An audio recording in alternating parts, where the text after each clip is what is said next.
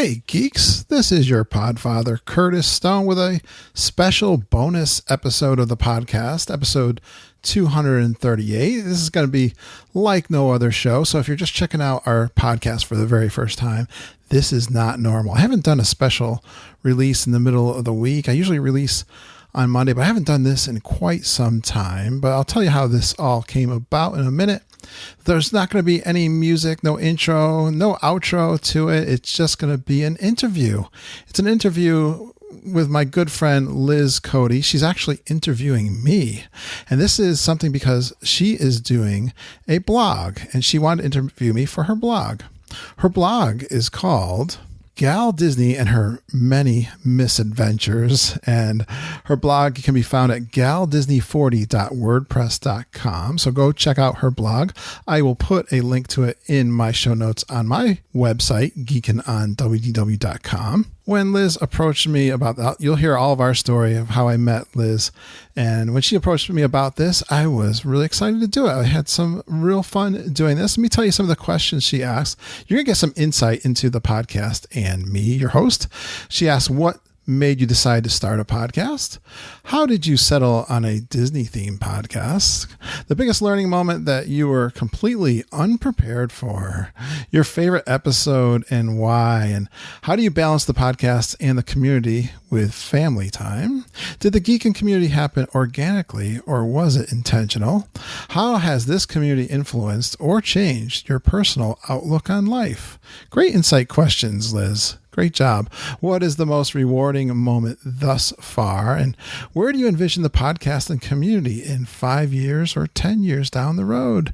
I really had to think of. I'm glad she gave me the questions ahead of time. So I put some thought into this.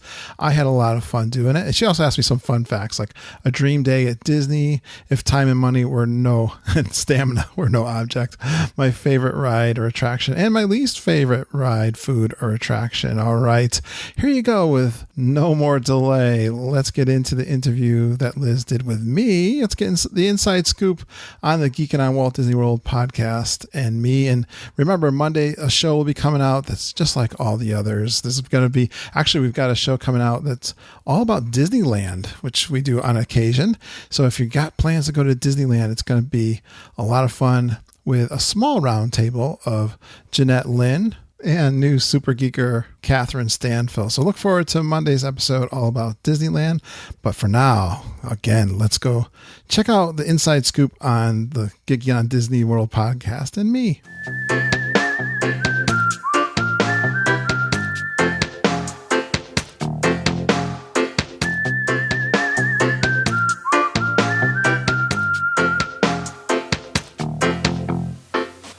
Well, I've been really looking forward to this. I think this is going to be a lot of fun. I'm going to call it Opposites Day because I've got a friend coming on here, and instead of me interviewing her, she's going to interview me. So Lis, Cote, why don't you take it away? It's all your show now. I've turned the reins over to you. Oh, goodness. Okay. Well, I want to say thank you, first of all, for agreeing to let me interview you. I think that it'll be really fun for those that are maybe either new listeners to the podcast and haven't heard, way back when to the episodes 1 to hear the story of how you kind of got started with all of this. So, Kurt, why don't you share with everybody how it is that you and I became friends and got to know each other? Yes, I love our backstory, Melissa, and it's... I'm actually an introvert. I don't know about you, but it's funny. It's funny. I have a podcast and I consider myself an introvert. We can talk about that definition because I heard one of my podcasting friends talk about it one time. I said, that definitely describes me because I take the bus to work and I was taking it for about 2 or 3 months. And I think we had seen each other and we never really made any conversation, and I didn't with anybody too much actually, but there was one particular day we were walking into the office after taking our bus ride, and I just said out loud that I just got back from Disney World, and this conversation has been repeated with other people on and on and on. When you have a love for something, and when I'm doing a podcast about Disney, it seems like I run into people all the time in my travels. And anyway, this was a lot of fun, and that you said, "Oh, really? I love Disney World. I don't remember the exact conversation. Something like, I love Disney World too. And I just recently became a DVC owner. Really? You told me how you owned at the Polynesian, and we, had this big animated conversation. And I said, oh, guess what? I have a podcast I do every week on Disney World. So that was how I think that night on the way home, we talked all about Disney World for sure. Yep. You have it down to a T, the way that conversation went. I love that story. And kind of from there on forward, right? Yes.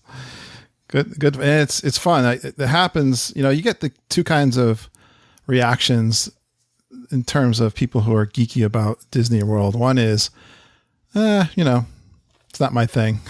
Why do you go to Disney World all the time? You get that.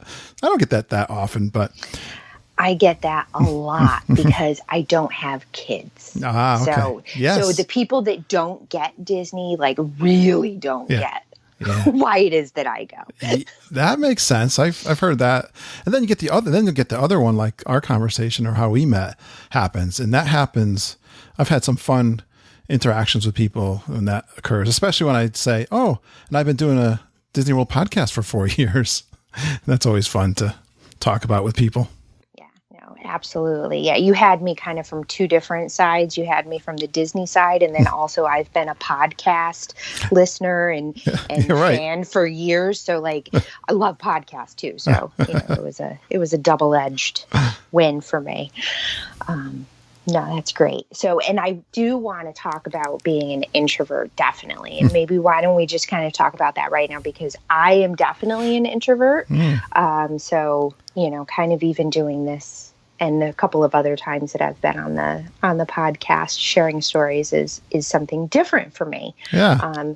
So I'd love to hear your story and your theory on introvert running a podcast in a family community. Yeah. I mean, I can, once I get to know somebody, I don't have a problem. I think introverts though, if you're in a group setting, it's hard to make that first contact and make conversation. It's exhausting too. It can be when you're we've had this conversation too, when you're at a conference or something and you're just on all the time, or if you're presenting that kind of stuff, it's not something that fuels me, but I do love interacting with people. It's one of the big fun parts of the podcast. I'm interested in people though too. I love the interview format, and I like to dig into when you're interested in a topic and you're passionate about something. I love feeding my passion. So that part is not hard for me. I totally enjoy that. Yeah. So it's not a bad thing to be an introvert. No, I agree with you. And I think if you know that about yourself and you can balance it with kind of that downtime to recharge, that it's helpful, right? And I like to challenge myself. I like to challenge myself with public speaking is one thing. I like in getting out of my comfort zone in terms of meeting people. My father's the total opposite. If my dad, we'd go somewhere. He just knows everybody. And it's like you just met, he's the type of person. You meet him for the first time, you think you've known him your whole life. And so I've got that a little bit in my character, I believe. It's not, my mom would be surprised that I tried to tell her I have a podcast and what it was, and she would be surprised. She doesn't think I talk much. She said I never spoke when I was a kid, Well, I believe people change, people grow. I kind of say, unless you have something interesting to say, don't say anything. So, yeah, I try to remember that. I can kind of go from one extreme to the other. It depends on how passionate I am about the topic. If I'm really passionate, I can kind of go on and on about it. Exactly. And Mark Twain has a interesting quote around that. I wish I could remember exactly, but it's something like, stay quiet. If you say something, they're going to know you don't know what you're talking about, kind of thing. Or to apply a Seinfeld analogy to it, kind of like George when he says his one thing and he goes out on top and he leaves the meeting. Right? Drop the mic. Yep, drop the mic. I've succeeded in my one win. That's right. Before they realize that I can't do it. And I will definitely say that you definitely have your father's quality of being able to kind of bring people in and give them a sense of comfort and community. So you definitely have that. Thank you. I think I've learned that from I've actually learned, sometimes you think you know who you are, but when you're in the spotlight a little bit with the podcast, people give me that kind of feedback and that's nice to hear other people say it. I mean, you kind of think you're that kind of person, but you don't know it till someone else tells you. Right. Yeah. For sure. I know what you're saying. Let's kind of dive into the meaty question. All right. So what made you decide to start a podcast? Well, there's kind of a long story to it. I'll try to keep it short. It's kind of fun. Okay. It is kind of fun. I'm a techie. I think a lot of podcasting really started in techie, just like a lot of kind of the social software, the blogging. And I had a passion for software development and as my career and really dug into that. I liked to go meet people and learn about, and this software that I was working with was a real niche software called Lotus Notes. And I was lucky enough, I took this job that I'd been working at one place for 12 years and I went to this new job. I was there a month and they said, I was really dying to go to this conference. They had a conference at Disney World in Florida called Lotusphere, it was called. And it was like a big dream of mine to go to do all those things, go to Florida for the first time, go to the conference, meet all these people that I knew online through their blogs and that kind. I was there at this job for a month. They had a ticket. Someone couldn't go. And I just raised my hand and I was fortunate to go. This was 1999. I went down to Disney World. I had never been there my whole life. I was like 39 years old. I'd never been to Florida. Always had a dream to go there. This conference in Disney World just simply blew me away. Now, the first time I went there, I didn't talk like I said, I'm an introvert, right? I had a hard time interacting with people really that first time. The people that spoke at the conferences, a lot of them had blogs and they were consultants in the industry. But I am the type of person that pushes myself and I'll sit up front at the conferences. I got to know a lot of the speakers a little bit. I pushed myself, like I said, to go speak to them. Well, they really had a really cool community. There was one particular person who was in charge. He was really out front in the community, the unofficial leader of it, really. And there's a lot of reasons for that. But he also had a podcast and he did it with another guy. So this is early. And this is probably now into the 2005 kind of range. And I used to listen to that podcast, but I used to see how he acted at the conference. Again, they had the Big River Grill on the boardwalk.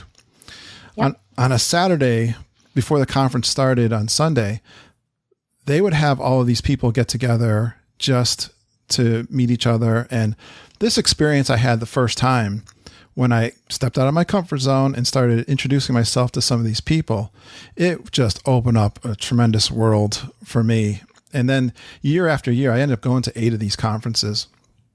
And I would see these people every year and, of course, all year long. And the thing was, we were passionate about the software. We were kind of, like I said, it was a niche and IT people really didn't understand the software. So it was the type of thing where we really bonded together because of a lot of those kinds of things. There was always someone, you'd be walking through the halls and you'd see someone that you knew. I must have met 60 to 70 people. So it made it a lot of fun to go. But that always taught me a lesson. I was like, I want to do something like that. I don't really want to do like what's in my job on my time after work. And so that was kind of the seed that started the community thoughts in my mind and specifically a podcast. Cool. So really what you were looking to do once you kind of landed on a topic was to be able to provide that community and that sense of involvement that you felt from those conferences. Absolutely. And so certainly it's an online kind of forum. It's all around the world, meeting people all around, but also focused on a passion that everybody would be interested in. And definitely that was my intention from the very beginning of starting the Geekin on WDW podcast. That's really great. And I think there's another really great nugget in there that, sometimes the biggest growth or the moment in your life that causes the biggest opportunity is embedded within those moments of discomfort and kind of pushing yourself to do that thing that you normally wouldn't do. And that's where the growth really ends up lying. Yeah. And the fun in life is there too. So, when you speak in public, or in this case, get on a microphone and just start talking. If you listen to our very first episode, and my daughter was influential in getting me started. She helped. She's the one that always says, "Dad, what do you want for Christmas? What do you want for your birthday, for Father's Day?" And one Christmas I said, "Let's get that podcast equipment. That's what I want." Yeah, I told her exactly what I want. But it wasn't until April of the following year that we actually started recording. So she got me to get on. The first episode, the first 10 minutes are kind of awkward because I'm just kind of talking, trying to get it going. And then when her and our conversation starts, that's when we started. I immediately felt like we hit our groove. And then if I listen back to those early episodes, nothing's changed that much in that regard. So, but yeah, there's awkwardness of trying to get people to come on the show. I didn't know what that was going to be like. I didn't know if people would come on and record with us. Could you get enough content constantly? There's lots of moments of anxiety there. Yeah, sure. I totally get it. Will anyone listen? Mm-hmm. Will anyone respond and engage with us? It takes a lot of confidence, and confidence in being okay with it being an audience of 5.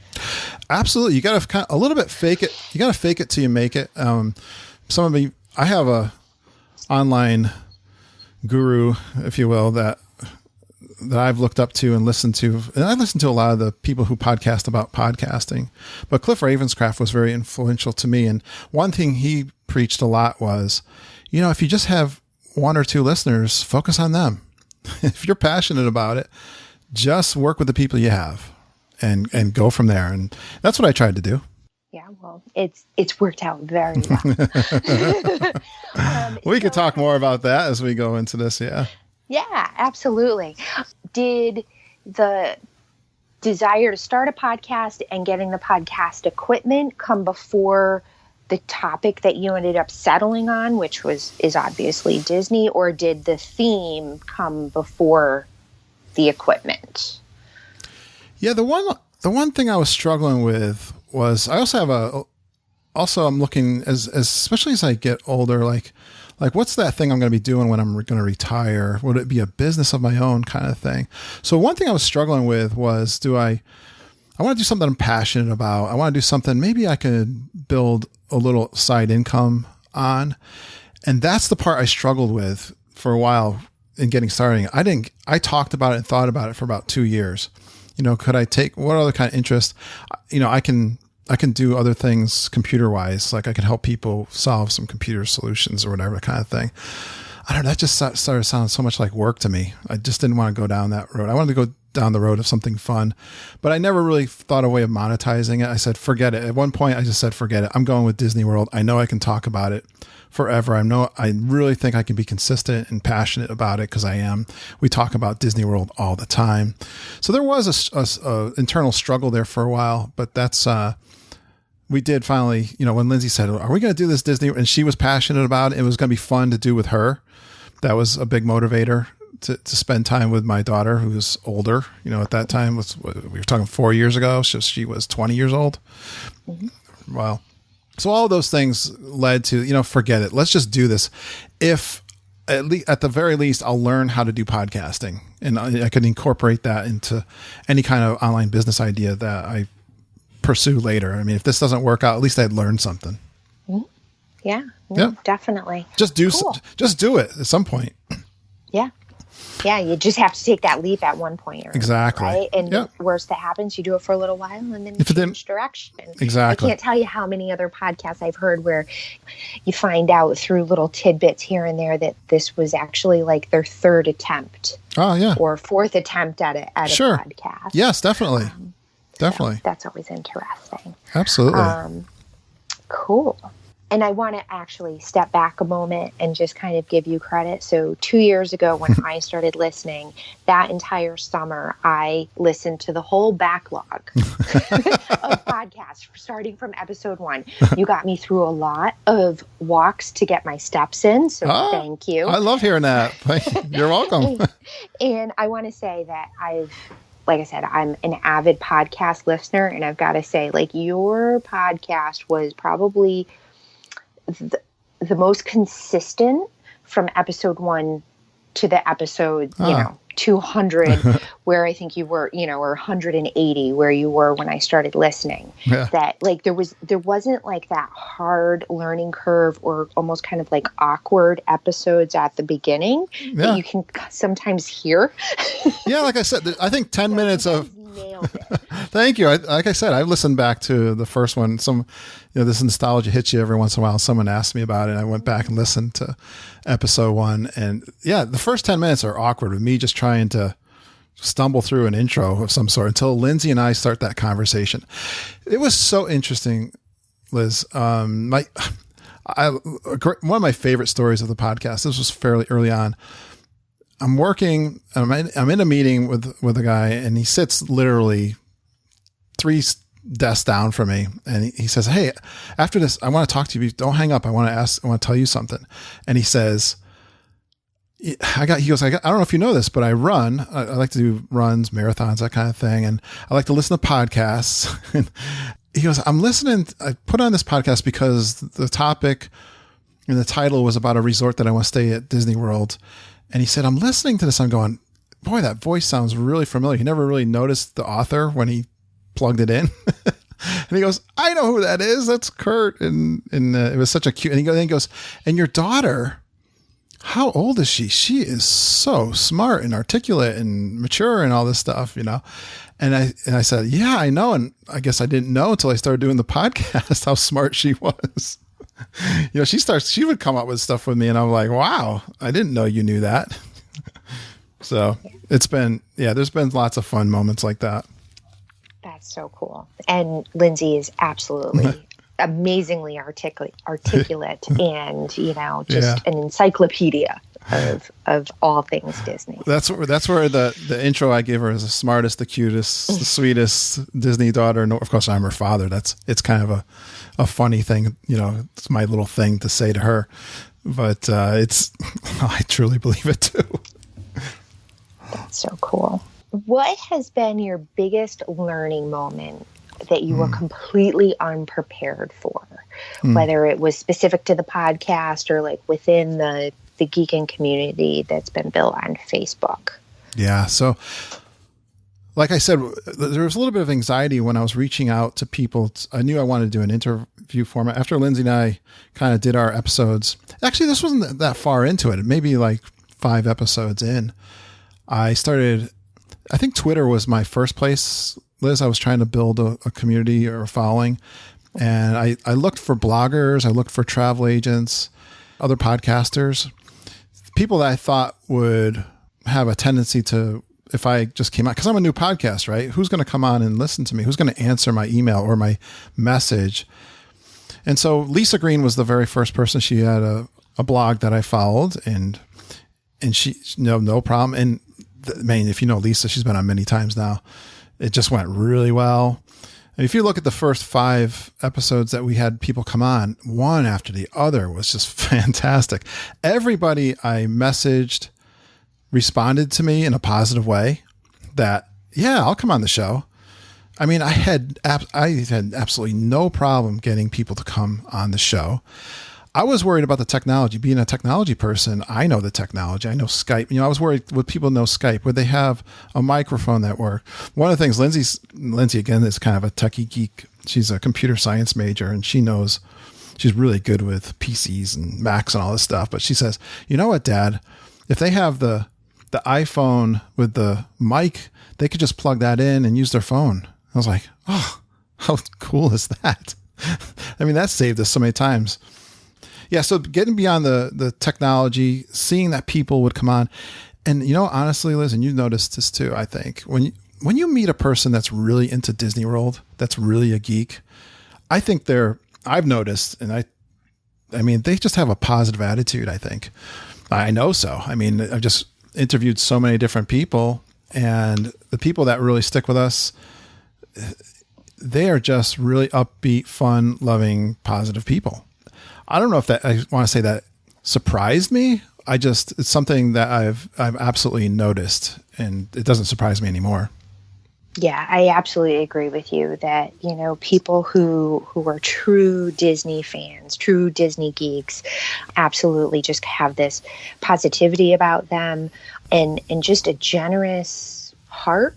Yeah. That they're willing to do anything or, give whatever they can to help you.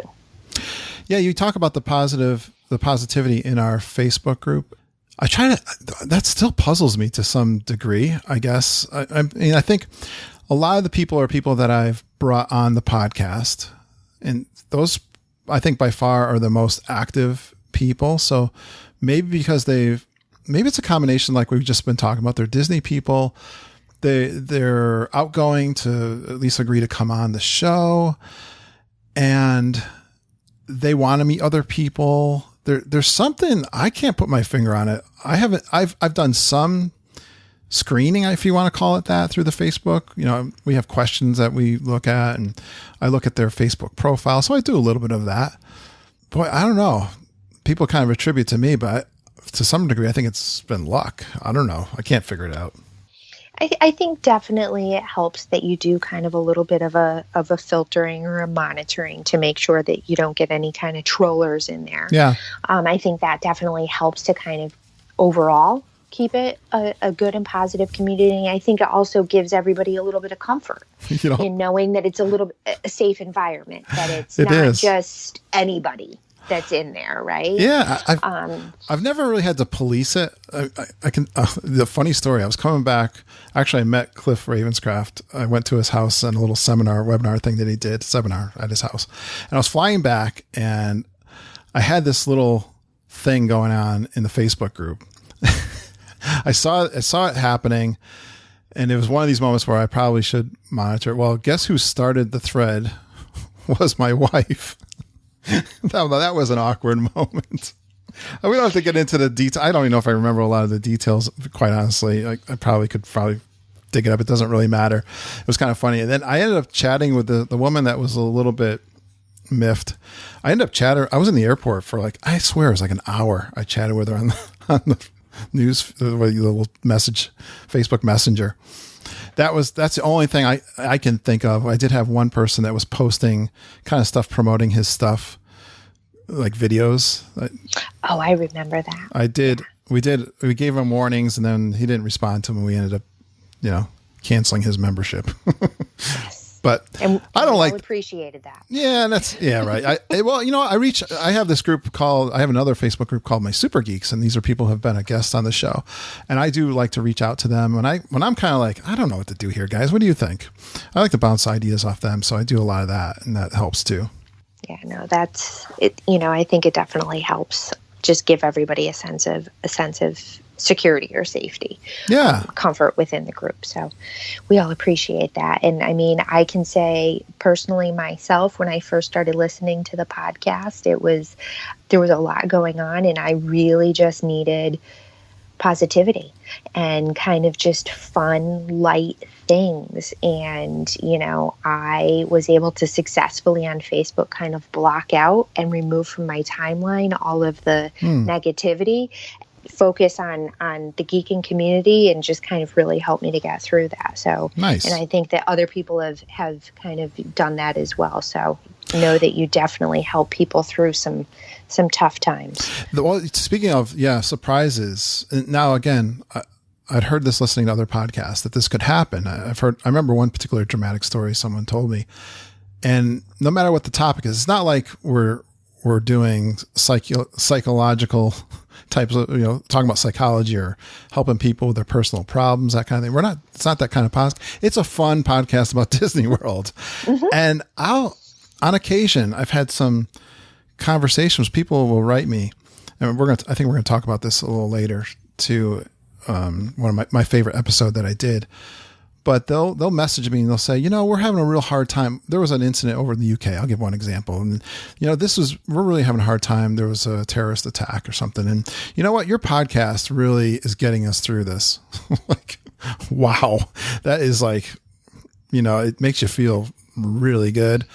I've had other people like, I'm having a medical issue right now and I'm listening to your show and it really cheers me up. And that's kind of what we were doing, right? We're entertaining, we're educating on, and if it's a topic that they are passionate about, it doesn't surprise me now, but it's still really nice that we can have that kind of influence with people. Yeah, absolutely. You should be very proud of that because, it's an outlet, a distraction, a moment in time where you're providing them relief. So that really is a big thing. Takes them away. Like I get a lot of positivity for the live. I record live in the parks when I'm on vacation there and I share those. I've been spreading those out for a long time and people will write about those. It takes me back into the park, walking with you for a coffee and talking about your day and hearing the sounds of the parks, that kind of stuff. Yeah, I love that. That makes me feel really happy. Good. It makes us happy. So what is your favorite episode? Yeah. And why? Yeah. So, I kind of mentioned a couple that were important to me, but I have one that stands out that I was thinking about that is my favorite episode. But I was really excited. I guess it's kind of neat to get like an A-lister onto your podcast, I guess. It wasn't something I've focused on, and even now I don't think about it too much, but I always loved the unofficial guide books. That was like our guide when Mom and I were planning our first Disney World trip, especially with the kids. The unofficial guide was the thing for sure. And to have Bob Sellinger, who created that series, on our podcast, and then it went really well. Like he really gave me props after, because they get interviewed a lot. He said, what? I get interviewed a lot, and this was like one of the best ones I've ever had. I was like, and I was a little nervous, to be honest with you, for sure, but I was really well prepped, and they gave me some great things. And then I had Len Testa on, who is a legend in podcasting and Disney World and all that. He was fantastic. I really enjoyed that. It's been a popular show.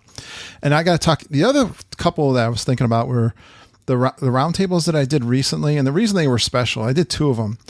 And I had 3 of our guests. And what was special about them is that I met them in the parks in January. So I met Lisa Green, Heather Brainerd, and Jamie McGee, which have been longtime listeners.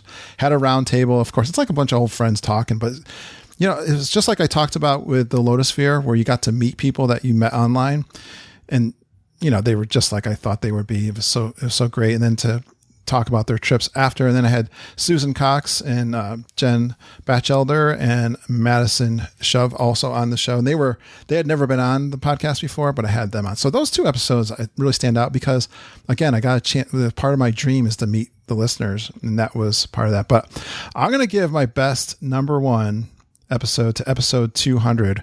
And you inspired me to go back and listen to this because I hadn't listened to it in a while. But episode 200 was a community episode where they totally stumped me. What's the word? Behind my back, they recorded this audio quilt. And then it's like 30 minutes of listeners telling me what the show has meant to them and special parts of the show that they enjoyed and like that. That one still brings a little bit of a tear to my eye when I listen back to that one. Oh, that is a nice one. That was a great episode. Thank you. Yeah, that means a lot to be a part of and to be able to give back to you a little bit of what you give to us every day. Yeah, it's not easy. I understand what it takes. You got to get on and record, think of something, try to be articulate and interesting. It's not easy to do. So I really appreciate it. I mean, it was 30 minutes of it. It's fantastic. And Mom and Judy gave me this. They also made this poster for me, and they got a nice frame for it. And I have that here in the office. So yeah, that is, and that's the essence of my show is the community. So that one means a lot to me. That's a good one. Thank you. That one. Thank you. Okay. So how do you balance the podcast, the community, and your family? Well, I always say this to people. I listen to some other podcasters that have young kids, and this does. I don't want to call it work. It takes about 8 hours to do an episode. It depends on how long I go when I interview somebody. The longer I go, the longer it takes to put the show together. So there is a significant time commitment to put it out. I used to coach the kids. I coached them all in all the sports. Baseball, I would coach all 3 kids in a season. Soccer, all that stuff. I never would have had the time. My family came number one, and all that. All those activities I did with the kids, Mom and I, we were, with 3 kids, I was running in all directions after work. I never would have been able to focus on this. So it's a blessing to be able to do it now. My kids are really grown. So, Lindsay is a part of the podcast, and Mom and Judy, don't forget, we talk Disney all the time. So we were already talking about Disney. I just kind of wanted to take those conversations and bring it to the world. So it's kind of incorporated and, it's extended. It's pushing that passion out to more people. And we talk about, we call it the Geekin family, which kind of happened organically, but it's how we always talk about people that are part of the podcast that we love from our conversations that we have online and through the podcast. Yeah. So it's all been, it is constant, Liz, cause you see me I'm always showing you stuff that I'm getting. People are messaging me, emailing me, and it's awesome. But with the smartphones, you can work it in your when you're walking somewhere or whatever. You can on the bus. I was gonna say on the bus. There's always 2 hours a day. That's it. There's always. You'd be amazed if how much you can accomplish with those spare times. So, yeah. So it's a lot of fun. Feed off of it. That's a good answer. Thank you. How did the Geekin community, and when I say that, I'm really referencing the Facebook group, happen? Was it organic or intentional? A little bit of both? Well, you kind of heard my story that I definitely, from the very get-go, I knew I wanted to build a community. The technical online resources weren't clear to me at first, right? You could use different platforms. Know that I came from a technical space that actually, I love collaboration. The software that I worked with in my professional day in a business setting is like business process automation, workflow, collaboration. I built team rooms back in Lotus software 18 years ago, so I love that space and the collaboration space. All of those tools, as they've morphed into the social software, online and, blogging, all of that stuff I had a passion for. But, the Facebook, there was Facebook pages, but that platform never really was suitable for the type of collaboration.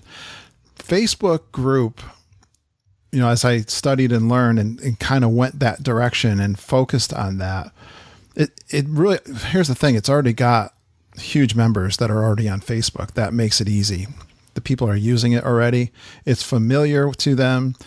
It really does help to build, at least from a technical space, the community. And I think I was always reading about what kinds of things could I do to feed the conversation. And like I said, I think by having a podcast that brings on people and interviews them, I've very intentionally focused the spotlight on my community during my podcast. First of all, I bring them in to do their trip reports. I give shout outs to people, and I invite them to call me on the phone. I mean, email me, all of this, anything I can do to create a conversation and get to know somebody. I look and try to do those things. I don't know. I'm always trying different things, and I'm doing Facebook Live now, which I'm really having a lot of fun with. You never know which one of these things are going to be fun and which things people are going to lean to and go to. But that one's been pretty successful lately too. So. Yeah, we always enjoy the Facebook Live. At least when I can catch it. I'm trying to do more. I'm just trying to be more consistent with, I'm always trying to add. The other thing is, you focus on one thing and try to work on that and get it working and make a habit of it. First it's the podcast, to do that consistently. And then it's, I'm doing the Geekin Gazette newsletter. And then I'm trying to obviously do the communication with chats and all these other things.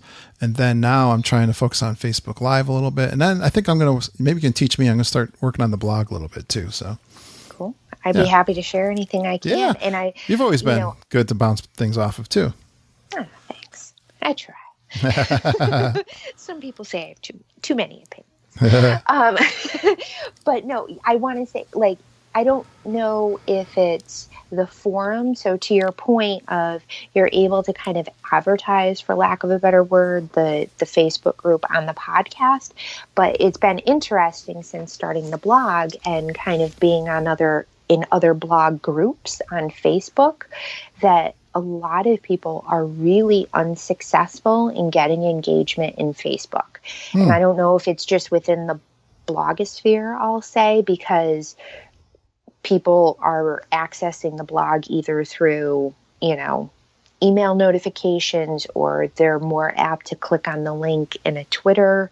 It's interesting, but it's kind of like everybody within the blog groups that I'm in, and some are pretty established that have very tenured, successful bloggers in them. Yeah. And they're just like, I've pretty much given up on Facebook. Wow. I'm lucky if I get like 6 likes.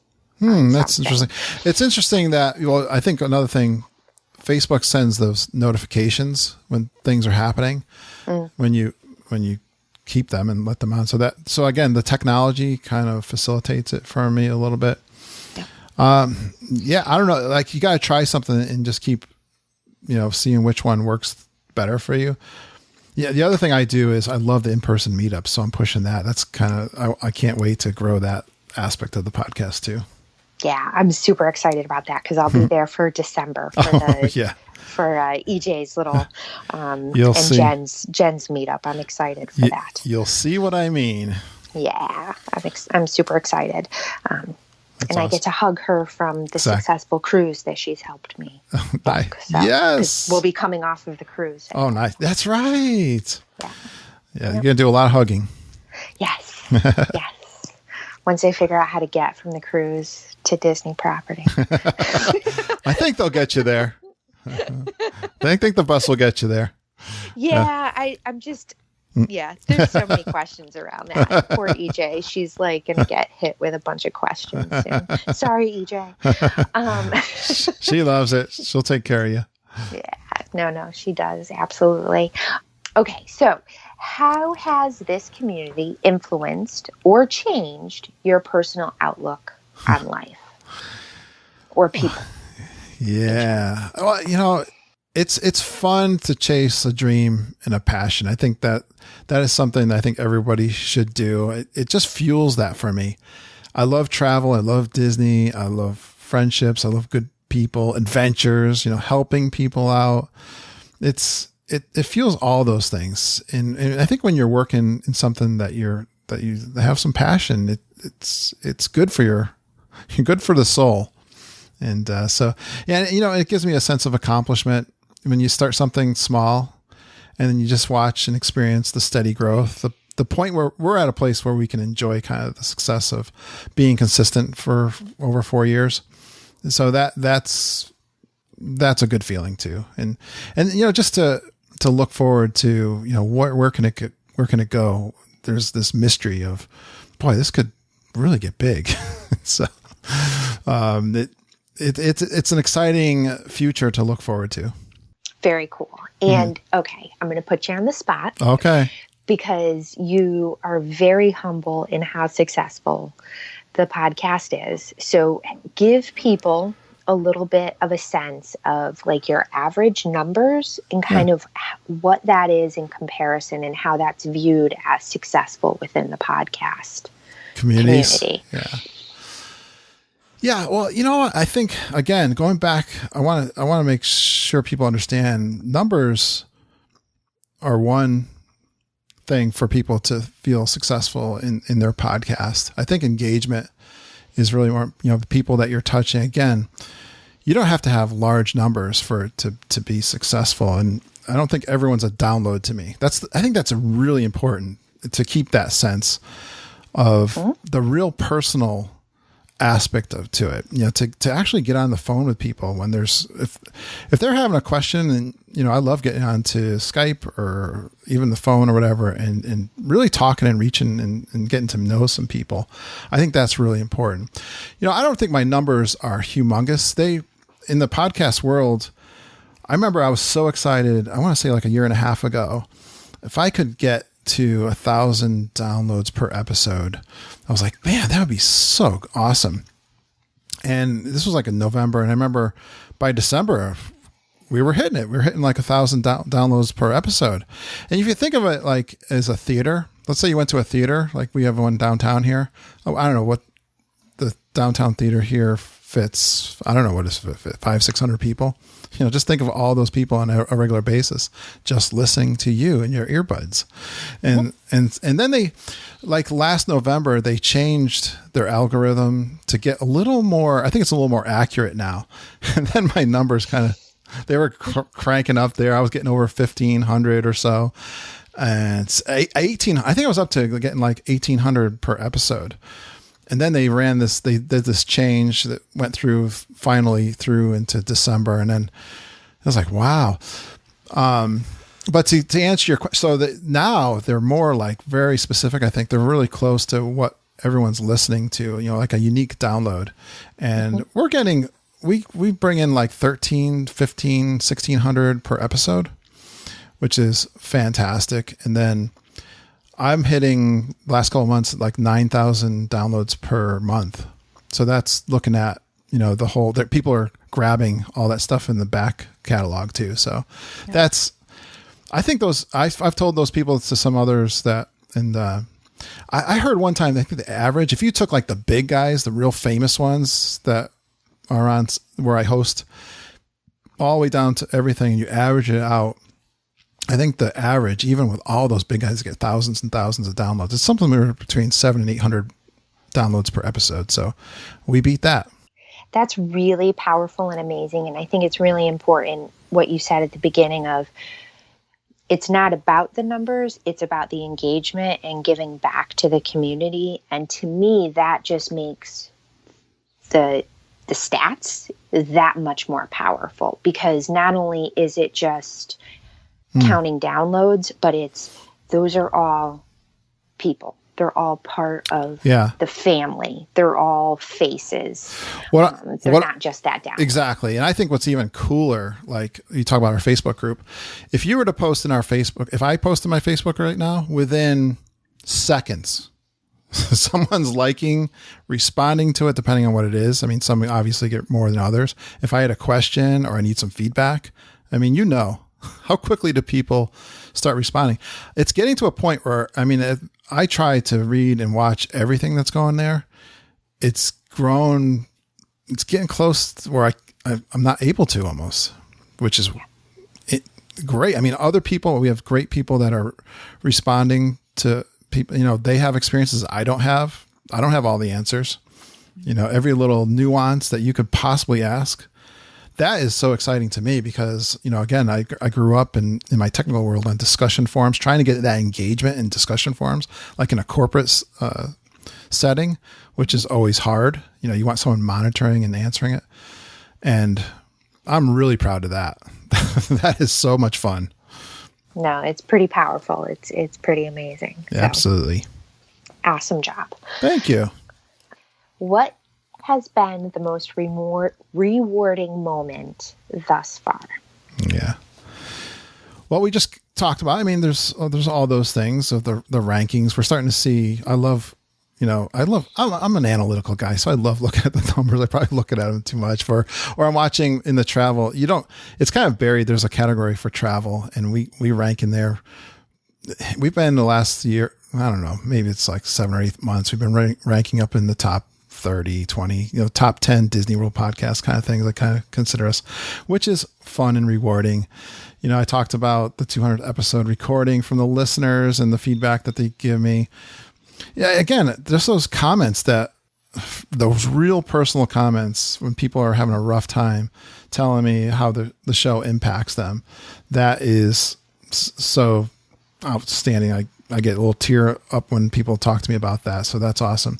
And then I'll say also that January vacation that Mom and I and Judy and Ken, and we had 2 meetups, and I met like about 15 different listeners. That was, again, that is like the culmination for me. Again, getting back to my experience of the conference, to have those interactions. Those meetups were so cool. We were just hugging and talking and chatting and meeting little kids walking up to me and drawing pictures for me.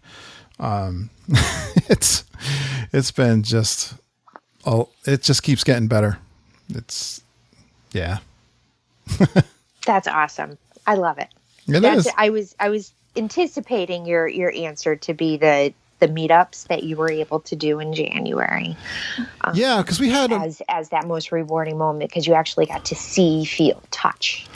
Exactly, and that work. So many people now. The one thing about the numbers is nice. The more that listen, the more chances that they'll be on vacation when I'm there. I don't have to like put something together. Like people are. I mean, January is kind of a off season kind of time, so that so many of those listeners were there. You know what was really cool is there was a post recently, maybe you saw this in the Facebook group, when someone posted, "Hey, I just saw a Geekin on WDW t-shirt walk by in Norway."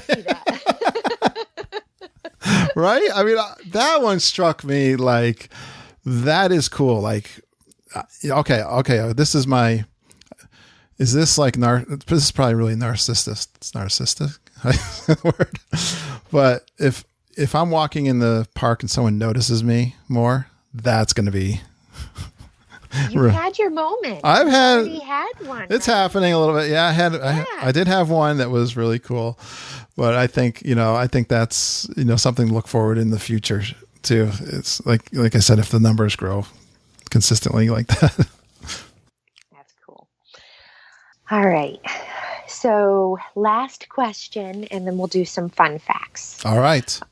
So last question. Where do you envision the podcast in the community in 5 years and in 10 years? So if you can't tell, I'm a planner. I guess. So, you've got to have the 5-year plan, the 10-year plan. Reach for the stars, right? I guess so. I think I know. I had to put some thought, and I probably need some work. You can help me. You can work with me on this, all right? As we move along down the road.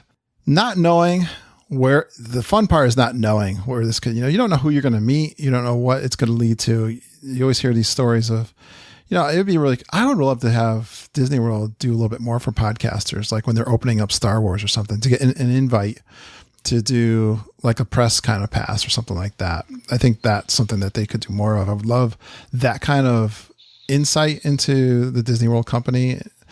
And I think one of my dreams is one day to live in Florida, at least as a snowbird. I want to be there during the winter times because we live up here in Connecticut, getting sick of the snow. I think as I get closer to that retirement time, so you're thinking 5-10 years, it's starting to get in that space, hopefully, if I can keep working towards it. But to have like a little business on the side or a part-time job, I was thinking, Liz, I could even be a Lyft driver if I had to be something with my retirement money and Lyft driving. And I don't know that I want to work in the parks. I haven't gotten there yet, but I think that'd be fun. But then again, I'm going back to the same theme. How cool would it be to meet listeners on a regular basis, to have meetups where I could see it, and the hugs you get and the animated conversations. I love it when people say, "Oh, it's so cool to talk to you after hearing your voice in my earbuds for years and years and years." Those are a lot of fun. I think just having large meetups one day would be really cool, and also just seeing all those friends meeting each other and vacationing together down in Disney World and just having more happy times. How's that? That's good. You can, or even better, instead of like being a Lyft driver, you could start like your own touring company where like people can hire you out to like tour them around the parks. Well, yeah, I think I like the travel agency stuff is, I think it's so awesome that Mom and Judy are doing a lot of the work with me. And I think that's a great, I want something that's location independent so I could, travel a little more, maybe expand into other travel at some point, I think is down the road too, because I do like to travel. And so those are dreams that I'm thinking about for sure. Cool. Very cool. And one question for you. So kind of getting out of the comfort zone a little bit is where this is coming from. And I get where you're coming from with, wanting or wishing that Disney maybe did a little bit more for the podcast community. Have you thought about reaching out to them to see if they do press passes for podcasters instead of waiting for kind of them to find you somewhere on social media? Have you thought about reaching out to them? I have reached, I've actually I'm trying to think. I've had the conversation when I could with a couple of people in the community. One podcaster that I know that goes down, I chatted with him a little bit through like Twitter or something. They didn't really know how it's happened. I think, but I haven't made a real deep effort to do it. I probably could do a better job at that. I met Lou Mangello when I was down in Disney World one time. And, I think I may have asked him that kind of questions, but just around the edges, I haven't really hit that, hard. Asked it direct. Yeah, exactly. I think at one point I tried to find who the social media marketing person was. I think I had the name, and I may have emailed someone at some point, but I've never really made a consistent effort for it. I've got a name for you to try if you're interested. All right. There you go. See? But yeah, it's just, my theory is always, why not ask? The worst that can happen is they either say no or they don't respond. Yeah. Right. Yeah. I'm not, yeah. The one thing IBM did that owned the Lotus software, which was really cool, is they had these, what they called IBM champions. They think they called it something else before that, but they were featured at the conference, and all throughout the year they were rewarded. They had, they would have meetings and insider workings with the company. They really treated their social media people that just did it for fun kind of stuff. They really did a nice job with that. So like I said, I think the only thing I can think of was like if they had like press passes, when they have these, but they then, when they had Pandora open, they opened it up to annual pass holders and DVC kind of thing. But I was talking about like a private, one day party where you are like part of the press, where, you would then go back to your community and tell everybody what you did. So, yep. I know they do something similar, like what you're talking about, like before Flower and Garden starts, before Food and Wine starts, where they give a press pass only preview I forget what facility it is that they hold it in, where they showcase all of the food and all of the booths and all of that. I did try to make the moms panel, but I didn't make it past the first line. That's tough, I've heard. But that's hefty competition. Yeah, and then I don't know. Of course, on the application I said how I had a podcast, and I was like, maybe that will help. I don't know if that's going to help or hurt. And then as I started thinking more about it, then I'd have to follow their rules. I already have enough to do in engagement. As more I thought about it, I was like, that was a blessing in disguise that I didn't get that. If to have to like do that for a year, it wouldn't have worked out. So that was a blessing in disguise. Yeah, I think I agree with you, because you already kind of have your community. I think it's a good opportunity for somebody who doesn't have any other outlet and is looking to really just kind of be on a panel and be able to provide feedback and help folks. Yeah. Or if they're kind of on the starting of building a community for themselves, whether it's a podcast or, social media, just a platform within Twitter or Facebook or Instagram to help get them some coverage. But you're pretty well known. Sure. I am. Whether you like to admit it or not. I mean, you have thousands of people downloading you and you're getting recognized in the parks. I know. It's fun being famous. All right. So fun facts. Yeah. All right. So dream day at Disney. Money, time, stamina. There are no constraints. What is your dream day? All right. So I'm glad you gave me some of these questions ahead of time. I'm kind of cheating a little bit, I guess. Let's see if, I think this would be a dream day. So, you've heard me say on the podcast, like when I go, people I interview seem to always get an upgrade when they check in for their room, except for me. One of these just wants pixie dust. Come on, one of these days. Even my 25th wedding anniversary, I was a little disappointed. Come on, guys, upgrade me. And so I want to walk into the Polynesian. They upgrade me to the bungalows, Liz. That's my first thing. Okay. And I want a ton of my community listeners to be staying at the Polynesian so that when I go to get a coffee or I see, I'm just going to run into you guys all the time, right? Lounging around over at my Ohana or at the beach bar, the pool bars. I want to see all my Geekin family everywhere I go at my resort, first of all. And then maybe like Marshall at the parade, something like really special. And I can wave to all the people with my family, maybe a couple of listeners and stuff. And see, you get the theme here? Mm-hmm. It's all about Kurt. Yeah, that too. No, I'm just kidding. It's all about the friends, just yes. It's so much. There's so much happiness and vibe going on. And then I want to do one of those like dessert parties over at Epcot for illuminations, when it starts to get a little dark, and you got it catered, and all my friends from the show are there, and we just have an awesome night. Well, I don't know if it'll be illuminations when this finally happens. Yeah, that's threatening to be revamped. I did one of these. The company that we work for. This was back in 2008. I won a contest. Well, it wasn't a contest. You had to do some customer service related. You had to get nominated from one of your customers, internal customers. And I'm trying to remember how many people. Let's say it was 100 people. I don't know what it is. Maybe it was like 100 of us. We stayed at the Swan. We actually had dinner. The Disney Institute did a conference for us, and then on leadership. And then we went and we also did one of these nights. They actually fed us dinner at the American Pavilion. Like that ballroom kind of when you first walk in. We actually closed it off and they had dinner there. And then after dinner, we had our awards banquet kind of there. And then we went out and had one of those dessert parties. So this is coming from, I would like this all involved with my show though. The whole Geekin family there. As many as I could get. Like, I don't know, just have Geekin fun. Day. Yeah, exactly. Yeah. Once a year. Cool.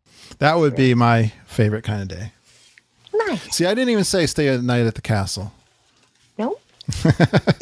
I feel like as cool as it is, and I would never in a million years turn it down, like if the opportunity ever arose. But I think that like one of the bungalows or I'd be just as happy with. Yeah, absolutely. The part about staying at the castle would be I know that they had that. I was in the parks when remember that year they were giving away, was it A Million Dreams, something like that? And one of them was a night at the castle. Yeah. And they actually had a butler kind of thing where or a chauffeur in a limo at midnight. If you said, "Hey, I want to go over to Walmart," they would drive you through the center of Magic Kingdom. That would be kind of cool. That would be. That part. I would really just want to run around Magic Kingdom though. Like, yeah. I doubt they'd let me do that. So like I almost feel like staying in the castle would be more frustrating because you'd just be looking out the window going like, I just want to be down there playing. And doing Can I go out and play? Down Main Street. Yeah, exactly. I know what you mean. It is. There are some, we do get that opportunity if you do those ticketed nights, like late at night. I can remember walking out of Epcot when nobody was around. It was kind of spooky, but it also has kind of a cool atmosphere to it.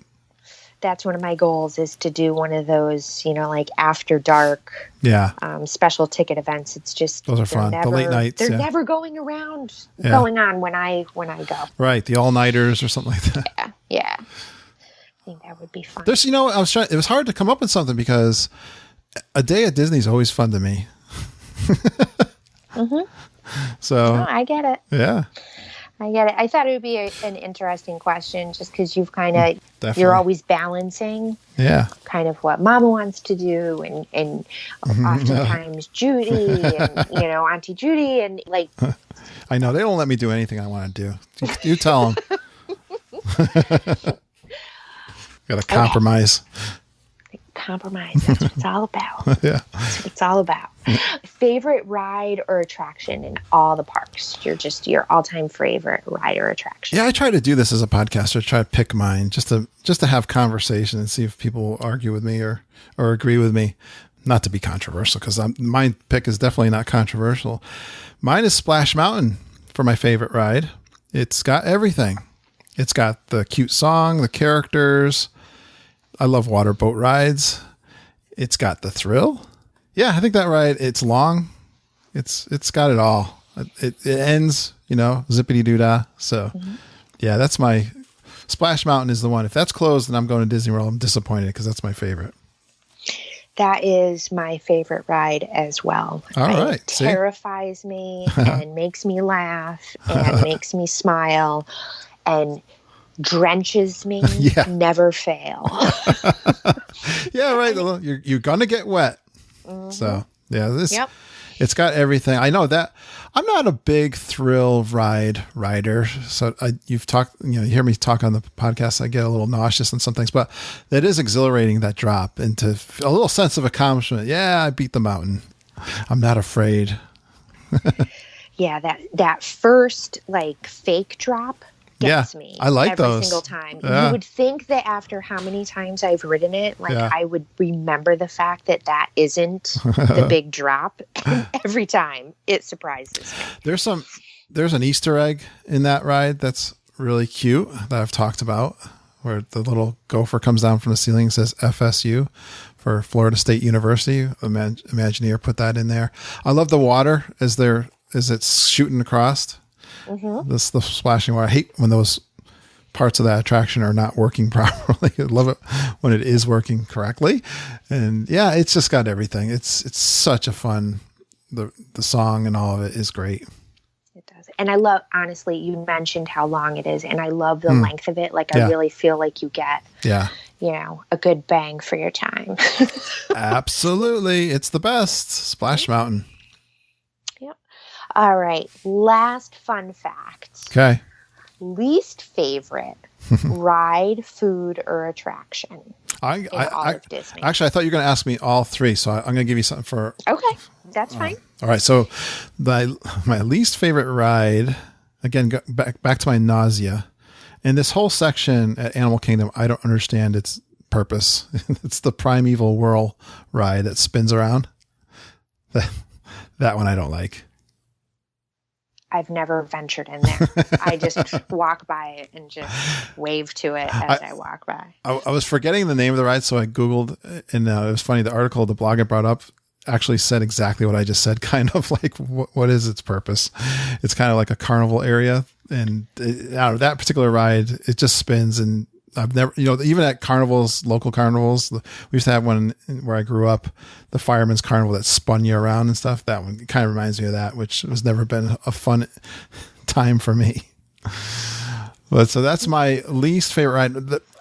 I couldn't pick a food specifically, Liz, but this might be controversial because on the podcast, there are people that really love this restaurant. Mom and I have never been a big fan, and it's Sanaa over at the Kadani. And I'm not a big Indian food person. It's fun. I've got a very good close friend who's Indian, and she tries to get me to eat it. And it's not my thing. Although they're not that spicy, and the bread service is outstanding. I love that. But other than that, it's a little too adventurous for me. Okay. Well, then you can get a mini version of the bread service at Nomad Lounge. Oh yeah. So that's you're right. fine. Oh, they do at the Nomad Lounge. I didn't notice that. Oh yeah. Yeah. I got it and I enjoyed it. There you go. That and the chicken satay. There's many things I love, and sauces, like dipping sauces for anything. I love that. Nachos. That's why I love nachos so much, probably. All right. The attraction that I don't really care for that much or don't do that much is Innoventions over at Epcot. That one confuses me. Sometimes there's something good in there, but I don't know. Most of the time I could bypass it. I was going to say Ellen's Energy, but that's already going away. So I picked Innoventions instead. Okay. I like to see that whole area revamped. I agree. I can't even tell you the last time that I went into Innoventions. Yeah. Well, I got to be balanced here and say, I love World Showcase is my favorite of everything in Disney World. Yep. And I can't leave without telling you that I love the frozen margaritas over at the Mexican Pavilion, Liz. I hope you know that. I know. They're the best. The lime ones, they're best in the whole world. They are. I take mine frozen. I just think you get more bang for your buck. You know, ice doesn't get interfere. I was trying to find a food in World Showcase that I don't like, but I couldn't come up with a thing. I love snacking around the world too. I don't think I've ever had a bad experience. Food experience there. No, there's been times when I'm like, I wish I had less of that so I have more room for something else. Absolutely. Right. But yeah, it's hard to say. And yeah, I do have to say, and I know that we talked about this on the bus, but I'm just going to share this because it's really sticking with me. All right. Columbia Harbor House has ruined the lobster roll. You were saying that you had a disappointing lobster roll. Wow. Very disappointing. They've changed the roll. Wow. It's now like this hunkin' piece of bread with like too much bread. Way too much bread. And it has like somebody brushed on a little bit of like garlic butter on the outside and way less meat. Wow. You know, and it's hard to say it was less meat, but it's hard to say if it was a lot less meat or not, just because the bread is so disproportionate. But it was real. And the house chips, they're no longer seasoned with the Old Bay. They're just like regular salted house chips. It was very sad and disappointing. It's funny, you know, they could get feedback and then it could have been just they ran out of rolls and they put the new rolls in. I don't know. They could change it too. You never know, right? Like I remember when I hope that they change it back because I was really I sad. know. I love those things. They are available at a couple other places. Like I've gotten it over at the Contempo Cafe, the lobster roll. I've always been really impressed with the lobster roll because we live in an area where we can get pretty decent lobster rolls, and to get really good lobster down in Florida, obviously they must ship it down frozen or something. But I've always been pretty impressed. So yeah, it's disappointing when they do something that you really love and they change it a little bit. That's always hard to take. Yeah, it got to the point where I actually just ate the lobster with my fork. Yeah. I had to give up on the bread because I was just like, this is just too much. But I was so sad. I've raved about the chicken, the sweet and spicy chicken waffle sandwich there in Magic Kingdom, and I've had people go like, "Oh, it didn't meet my standards," So hey, that is the risk I take of being a podcaster. No, I thought of you immediately. Like, they need to change this back before they go back down, or Kurt is going to be dead. I'll have to go back to the tuna sandwich, which I do like that too. Yeah, they have a really good one on multigrain, I think. Exactly. It is, or at least it used to be. And it was really good. It is. So. Absolutely. All right. Well, thank you. Those were all of my questions. Thank you so much for doing this and letting me be the interviewer. I really appreciate it. I was looking forward to this. It was a lot of fun. Thanks. I enjoyed it immensely. Awesome.